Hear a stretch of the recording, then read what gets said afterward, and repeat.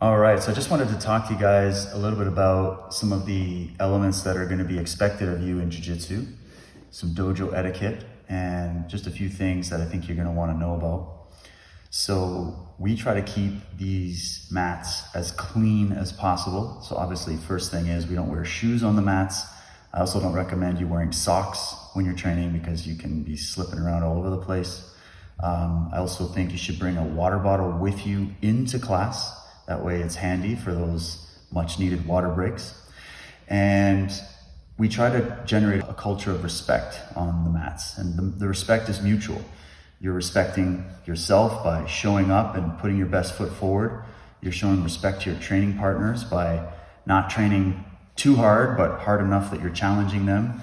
You're respecting yourself, your training partners, your coaches, the dojo space, by, basic personal hygiene. You want to make sure you're clean, fingernails are trimmed, hands have been washed, and that you're ready to train every single class. You always come in here with a positive mindset that you're here to learn something that is incredibly challenging at the beginning, but knowing that if you put the right foot forward, you put the time in, it's going to get easier as you go. And the other thing we try to encourage is that we're not here to show up to class and we don't want to start sparring with our partner and possibly causing an injury before we even start the class. So as soon as you get into the dojo, come in with a relaxed vibe. You just want to come in and start stretching quietly, maybe a light little warm up if you end up showing up early. And then the instructor is obviously going to take you through that in the actual class. And then I'm sure you have some questions about what's expected of you in order to progress on your jiu-jitsu journey in regards to stripes and belts. And I keep it very simple. You need to maintain attendance. So basically showing up is step number one. Show up as much as you can. And we document, as best we can how many classes that you've got under your belt. But it's not just that. It's also what's the quality of these classes and what's the quality of your training sessions. Are you improving? Are you asking the right questions? Are you engaged with this? Are you communicating with your coaches and your training partners? That's really, really important. You need a minimum of 10 classes to be considered for your next stripe. You're going to be getting 3 stripes per belt. First 2 stripes are black colored and the last one is red. And that red stripe is really a symbol to me or to any of the coaches that you are working on your next belt exam. So it's the preparation phase for the final test. And once we feel that you're ready, we book an exam date. It's usually in line with other students who are also at that stage where they're ready to do their next exam.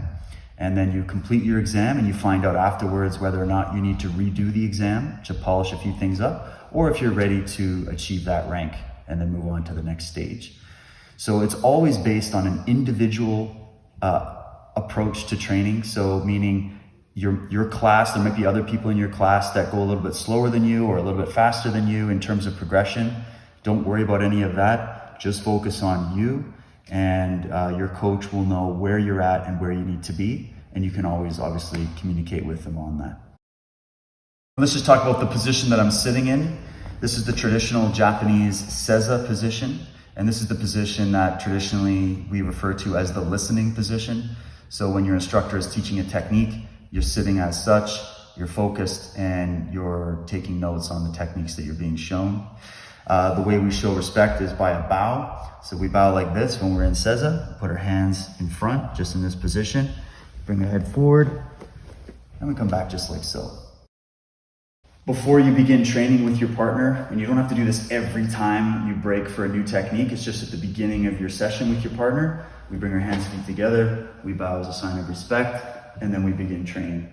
And we would do the same thing at the end of the training session. So it's a way that you thank your partner for training with you, and it's a symbol of respect between each other.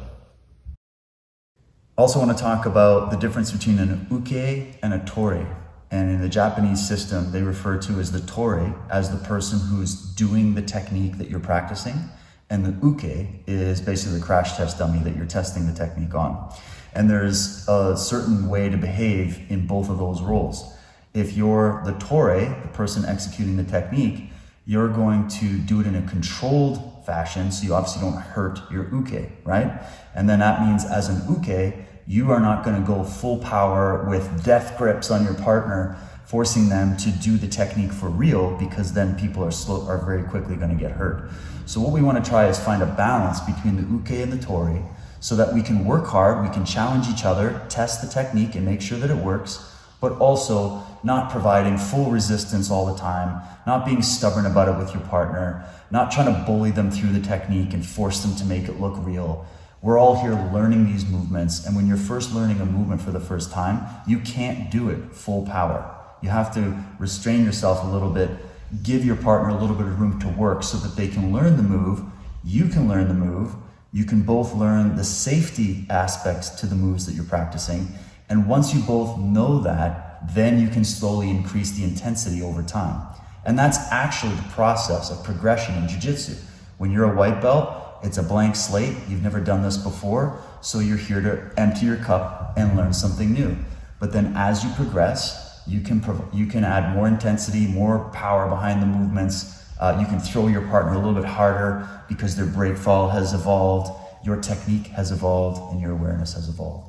So that's how we operate in the dojo regarding the uke and the tori relationship. Just on the point of etiquette while you're training, whether it's in jiu-jitsu or kickboxing, this goes for kids, teens, adults, doesn't matter, is respecting your coaches.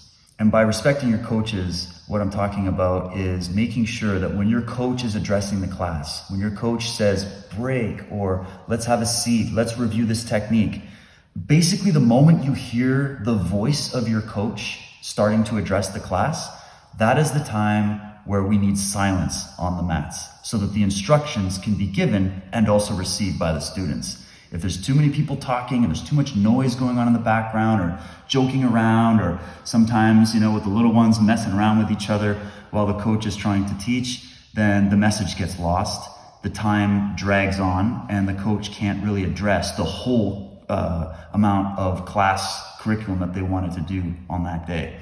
So do your coaches a favor, do yourselves a favor, and try to pay attention to what your coach is trying to show you. And basically, the moment you hear their voice, that's the time to listen. It's not the time to talk. I just want to also speak to the nature of jiu-jitsu training and martial art training in general. It's always going to be determined by the people you're training with and the attitude that you bring to the class. It's important to always remember, yes, you are here learning self-defense. Yes, you want to make sure that the moves work in a real fight. But at the same time, we're here to have fun. We're here to keep it light. We're here to be able to do this the next day and the next day after that. So we don't want to go full in. We don't want to be doing these techniques at an intensity that can hurt our partners or maybe even turn them off from wanting to train with you if you're too rough about it. So really try to keep a fun, engaging vibe with your training. And this way you're going to be incentivized to continue your training and also incentivize your partners to want to train with you. You want to be the person on the mat that people line up to train with. You don't want to be the person that everybody's running away from when it comes time to partner up on these techniques. So bring a good vibe, bring a healthy warrior spirit with you, and make sure to have fun in your training.